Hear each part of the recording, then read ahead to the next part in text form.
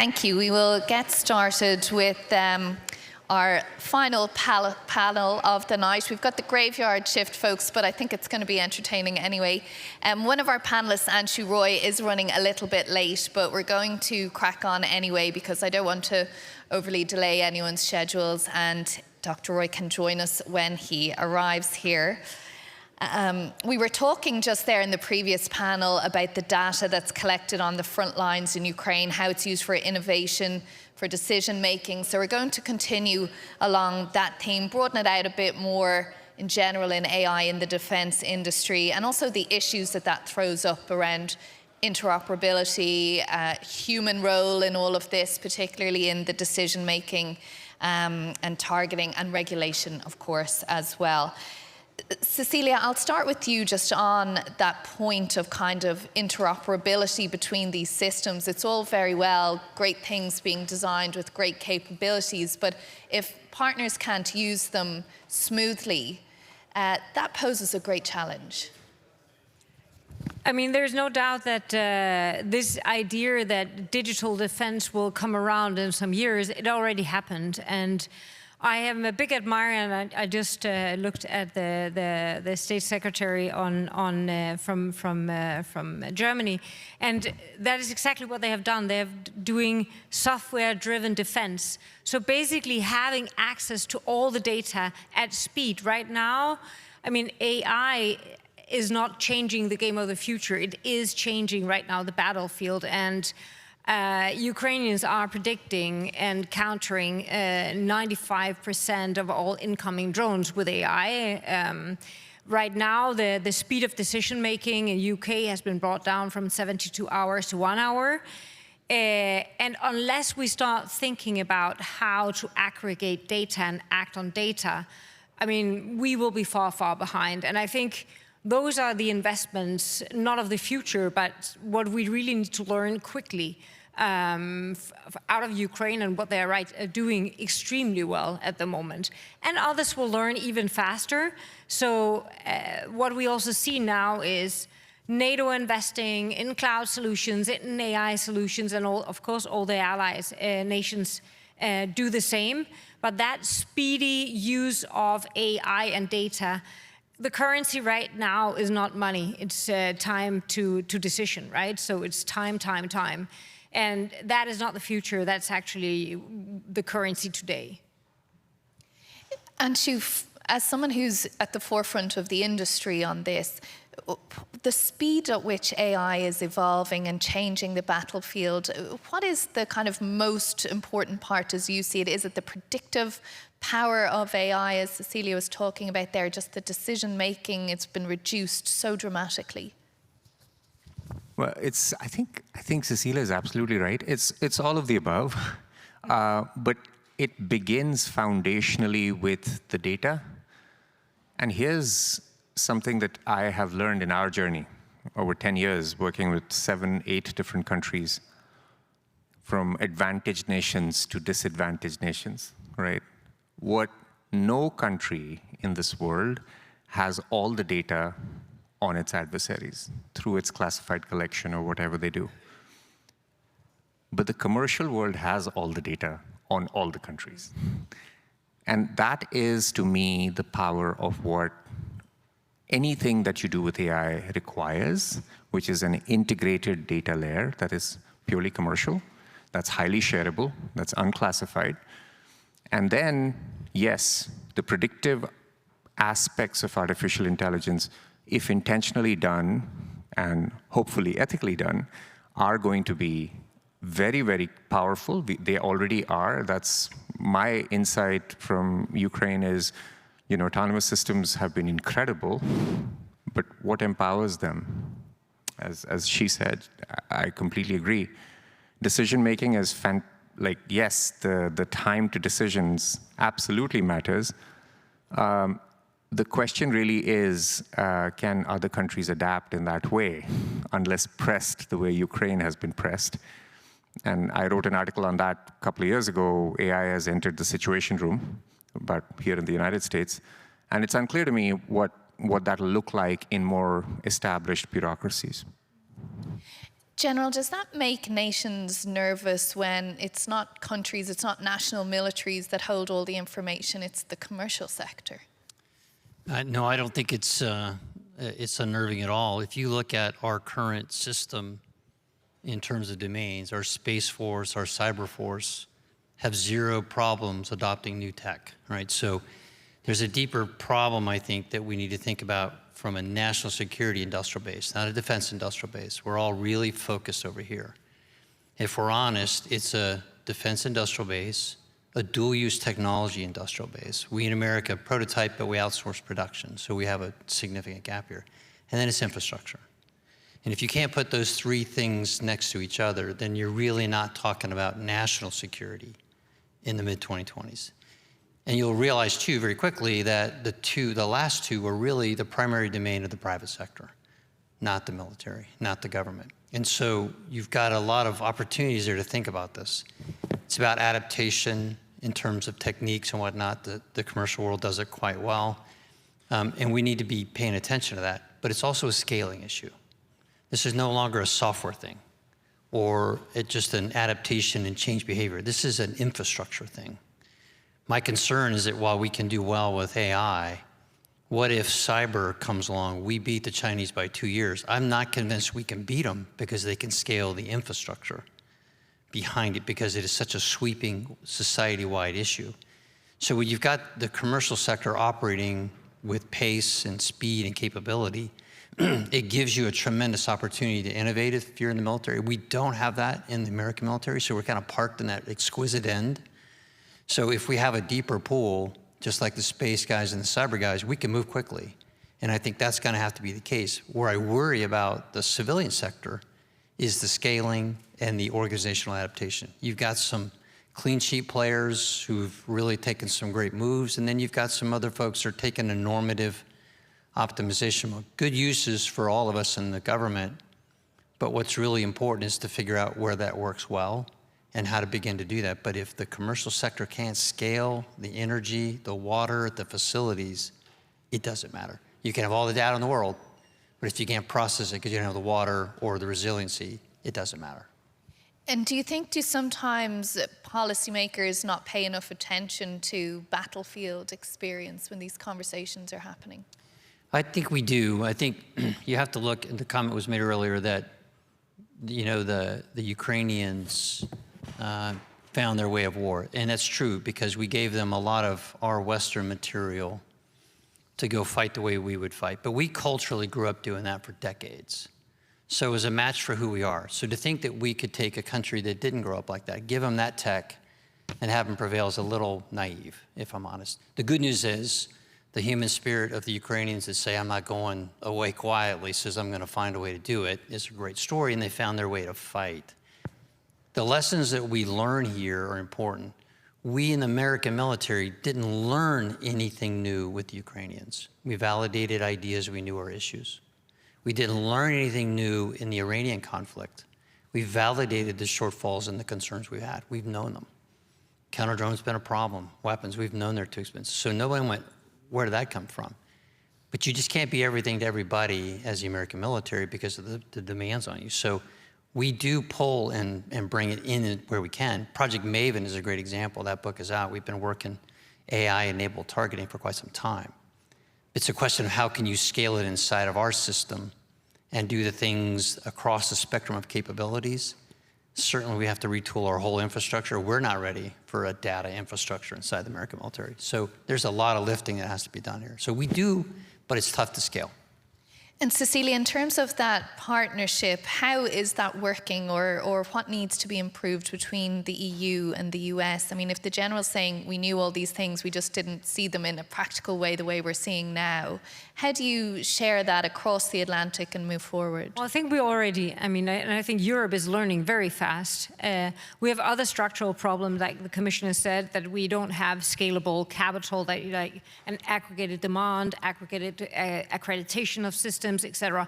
So all those above we need to solve. When that is said, we are learning extremely fast. And still, I would say in the EU, for example, there is a target to spend 10% on digital, which is very surprising, and digital and dual use, right? Because Honestly, that's where we prevail. We are super good. We are learning. The companies are innovating at speed on quantum, on drones, on battlefield surveillance, on counter drones, etc. So, of course, we're pushing for changing this, also because the EU cannot directly invest in defense, because that's a national competence, but they can invest in dual use, which is the good news, which means that all the new stuff is actually what the EU can do. That's also where I see that we have a promise of the digital dialogues across the Atlantic. If we can actually get the digital dialogues focused on dual use and defense tech, and we can get, the structures around, for example, the EIB investing, also having slices where we can co-invest with American investors, we might be able to have something that we can scale across the Atlantic. But we need in Europe to be able to accreditate American companies faster. We need to send much stronger demand signals. And then, of course, the US needs to buy more than 1% also from the EU. So I think it's happening already. I think we have everything to gain and nothing to lose by really expanding what we're doing right now. Yeah, I'd like to augment her point, which is an exceptional one. It's not a question of, will the American military, it's can we become that full spectrum force to retool ourselves after the war on terror and become a fundamentally different force. It's tougher for us because we already have a place in an exquisite tech environment. I think the ones who come in with a cleaner sheet and create more of that dual-use tech, I'm a firm believer in a high-low mix. You have to blend that piece, and I think that's a phenomenal opportunity for the European Union and for our NATO allies to come in and augment that, because it's probably easier for them to go do that than it is in our own congressional system, where we're kind of limited to what we can and can't buy. I think you're nodding along there. Yeah, I fully agree with that. The only other piece I'll add to it is that I think it's very important to recognize the need for digital sovereignty in the EU. And that, to me, is a very powerful theme that American companies have to understand and recognize that their job is not just to provide technology, but to nucleate an entire ecosystem. Because along with technology, you need to bring in practices, you need to bring in people, and you need to train the people, and so on and so forth. And that, to me, is the outstanding challenge that many so-called VC-backed hotshot firms face, because they're under tremendous pressure to show top-line growth, right, and drive down cost. And so that, to me, is a significant barrier, because right now in Europe, you don't necessarily have, in all the countries, you don't have that ecosystem, right? And so there's a certain level of, a certain time scale to that, which I believe is the area that tech companies necessarily will have to focus on and get better at. I think maybe I can jump on that, because the sovereignty era is over Europe, right? Because every country had their own sovereignty rules. It's not like here you have FOCI and FedRAMP and all these established systems. And this will emerge in Europe, and it has to emerge somehow. But this is also a great opportunity of alignment. I mean, you have FOCI. It's, focused on defense. You have FedRAMP, it's focused on cloud. How can we learn from that? And can we actually, harmonize how we do this instead of inventing something totally different? So companies can act totally the same across the Atlantic. This will save millions. Another place where we can learn a lot from how we can do it and harmonize it is basically again, how you invest, how you aggregate demand. So we have now an alumni of 250 future unicorns, and many of them are becoming unicorns. So the companies that you have seen here today, so Multiverse, Swarmer, Quantum System, they all were born from this movement that all the countries nominate their most amazing scale-ups, then they compete, and now you see them here today. So I'm super happy. I've seen like 4 of them on stage today. And this is happening in Europe right now, but we need to learn how we apply, scalable investments, scalable demand signals, scalable procurement patterns. And It's going quite well. It's going quite fast, but it's a learning process. Katrina, I think Everyone wants to get in here. Okay, General, and then one of the things we have going for us, and I'll play the warfighter who I was the deputy commander in Europe for a couple of years from 16 to 18. One of the things we enjoy as an alliance is an incredible set of standards. We have NATO standards in ammunition, transportation. If you're going to train an AI model, we can create standards inside of NATO for the model that we'll warfight with. And nations can contribute to that. So we have a starting point that nobody else does. It's a tremendous strength. It's just a great enabler.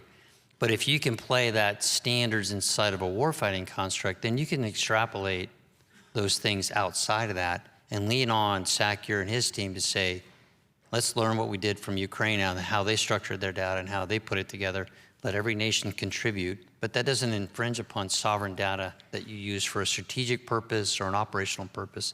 It's how you warfight and you keep that fresh, but you have to train the algorithms on that data. And I think that's what's an important opportunity for us with standards. Yeah, I will add a slightly different layer to it.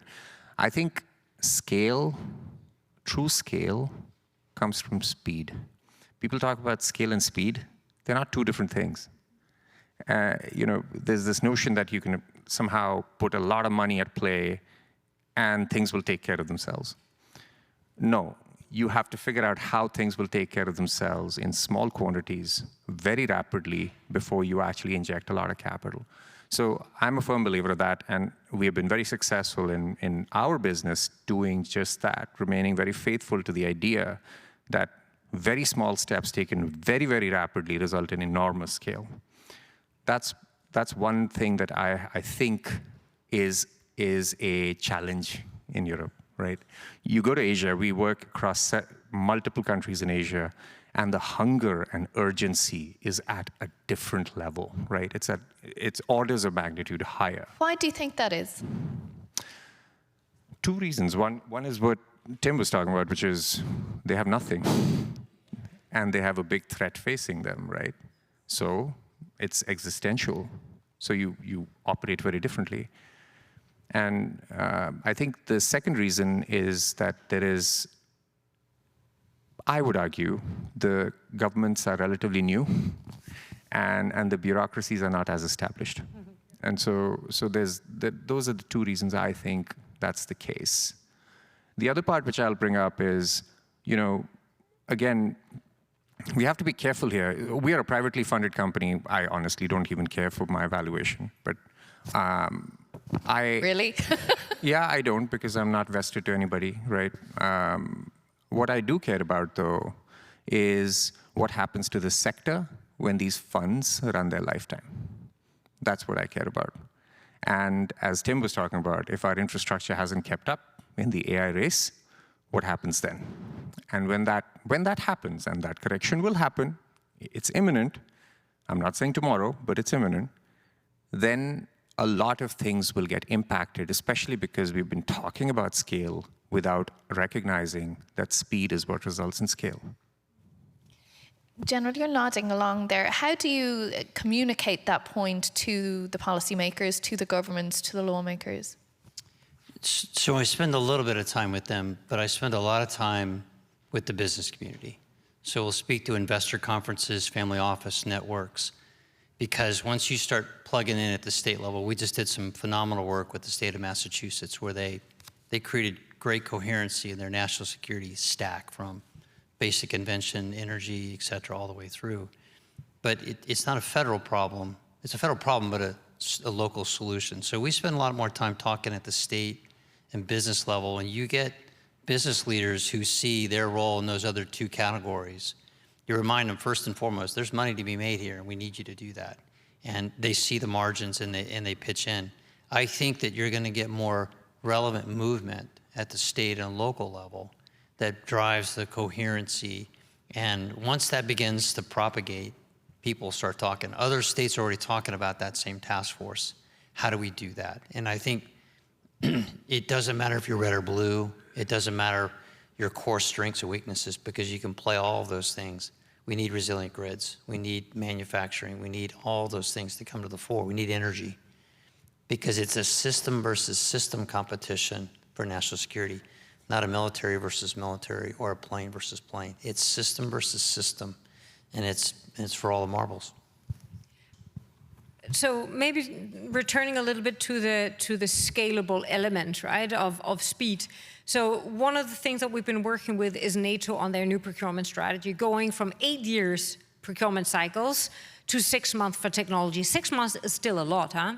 In a minute, this will happen also on what do you actually buy? How do you buy a drone capability in 6 months that will already change next week? And there, I think you will see this, there will be licenses, and you will start investing, for example, in drones or counter-drones for protection of critical infrastructure, just to make sure that you have enough to train all your people and it's guarding, the infrastructure, so energy, ports, airports, etc. And then when you need it, you have a license agreement of scalability to thousands or hundreds of thousands of drones that you have paid year over year, but you maintain the cutting edge by training people, investing them to protect something that is civil assets as it stands in peacetime. So I think we will see totally new business models occur on how you buy things, simply because, we can't sell anything because it might be changed in 2 weeks. The cycles on innovation is so short that, it would be horrendous to go through like 8 years of something and then stockpile things. So that one, and maybe talking about one opportunity that we already also have to work with. So we saw all this methods, it was slowed down by 3 weeks and the Trump administration, and Europe was like turning themselves upside down and, oh my God, we don't have access. I was like, hey, man, it takes like 36 months to get a medical device to the European market.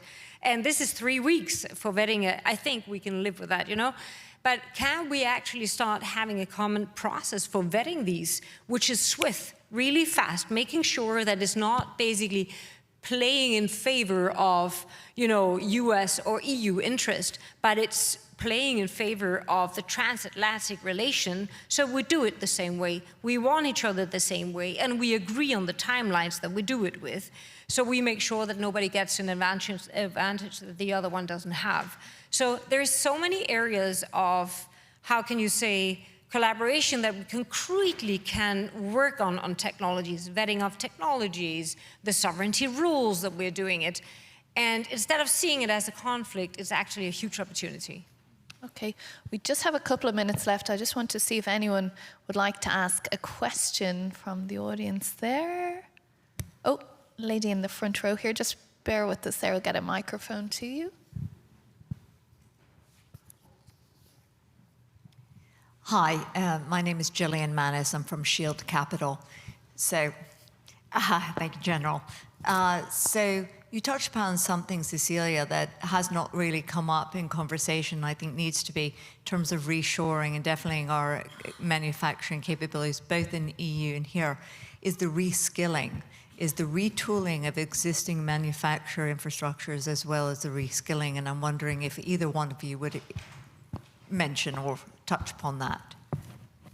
I'm sorry. That answer? Sorry, the reskilling of what? Industry to move into the modern ways of warfare from the old. Absolutely, yeah. I'll take that happily. So, what I was alluding to, which is building those ecosystems, training and reskilling is a significant part of that. We've been doing it. We've learned in our journey that is really the longest time scale problem, and the way to solve that in our own suboptimal way, shall I say, is to have a very trusted partnership with the customer and pick their brightest and the best as the starting point when we're introducing such new capabilities, and then take that as a sort of guiding light for the rest of the system to follow. The challenge is what Cecilia was mentioning, which is the rate at which tech is changing is so rapid that any level of reskilling can become obsolete by the time you're done training and you're ready to go home. But one of my best mentors in life, his name was Sam Araki, He was CEO of Lockheed for many years. He used to say to me that, Anshu, you can change the world if you know how to write a good contract. And I've never forgotten that lesson. And I think what is missing, honestly, Cecilia, is a number of these contracts do not involve technologists and engineers at the table. That, I think, is a critical missing element at the moment in acquisition globally. I totally agree. I mean, underestimation of training people and creating a thrill for technologies. I want to mention one thing that the Ukrainians did. So, first of all, when they made their public app for your driver's license and your birth and your divorce and whatever you do with public sector, and then the war started, and they used this DIA basically as an informant platform, taking pictures of Russian soldiers, sending them directly to headquarters, right? Because they innovated a solution that was so immensely easy to use that it was all of a sudden everybody was trained as an informant. Everybody was trained. The second, one other thing that they did is that when all this drone started, they found out women are excellent drone pilots. So they made 3 weeks courses for women to learn to both being pilots, but also repairmen and everything for drones. And all of a sudden, you activated a number of soldiers that were not seen as, the standard military male in the front. You had all these amazing, talented tech women flying drones and repairing drones. And that is the way that we think, in a totally agile way of thinking of it. What does a soldier look like? I can show you pictures of a soldier that looks fundamentally different from what we envision as a soldier. And many of them are 50 kilos women flying amazing drone and having tech capabilities that we could not imagine just 5 years ago. So we have a lot to learn on how to think about warfare. Did you want to make one brief point on that, General? Yeah, I think, let me kind of tap into this in a deeper story. I'm a firm believer that NATO is the greatest alliance. You can beat Russia now. It doesn't feel like it, and it won't be easy. And all the things that we're doing are great, and we're heading in the right direction. What you want to do is be good enough to deter Russia, along with China. And what that means is it's a all of society retooling where you tap into your talent, your human capital, and you train it. You've got to have the manufacturing capacity of the things that you need most in Europe and the United States. China dwarfs us all on those things. But you don't want the manufacturing jobs that are in China now. You want the next ones, and you want the automation, and you want to retool this entire society to do the things that need to be done. And once you have, deterrence is the ability times will. You can, hardware-wise, beat the Russians. You now need the societal, capacital commitment and presence that shows that internal confidence as well as that external confidence, and your problems go away. It is these stories that are a big piece of it. But the human capital part is probably the hardest piece to really tackle. It's a public-private philanthropic endeavor, and we're never going to be too good at it. So I think those are the ingredients, and that's where I put the human capital piece into it. Lots of food for thought there. We are out of time, so we'll have to leave the conversation there. But our thanks to Anshu Roy, Tim Ray, General Retired, and Cecilia Bonafeld-Dahl. Thanks to you all. Thanks to you all for being here as well.